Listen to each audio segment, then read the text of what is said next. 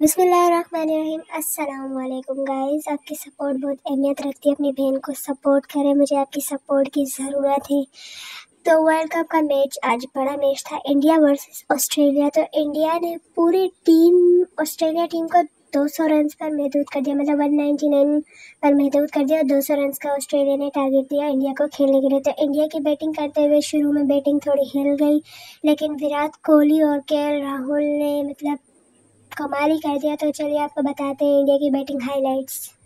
सबसे पहले इंडिया के कैप्टन रोहित शर्मा खेलने आए, जिन्होंने 6 बॉलें खेली लेकिन एक भी रन नहीं बनाया। उसके बाद ईशान किशन ने 1 बॉल खेली और एक भी रन नहीं बनाया। उसके बाद विराट कोहली ने तो ज़बरदस्त खेला, 116 गेंद पर मतलब 85 रन बनाए। और उसके बाद एसलियर ने 3 बॉलों पर एक भी रन नहीं बनाया। केएल राहुल ने 115 बॉलों पर 97 की शानदार इनिंग्स खेली। और उसके बाद हार्दिक पांड्या, जिन्होंने 8 बॉलों पर 11 रन बनाए। और ऐसे ही पूरी टीम ने मिलकर 4 विकेट और 41.2 ओवर में 201 रन की शानदार इनिंग्स खेली और इंडिया ये मैच जीत गया। तो अब बताते हैं इंडिया के बॉलर्स ने कितनी विकेट्स ली और कैसे ली। तो चलिए बताते हैं आपको।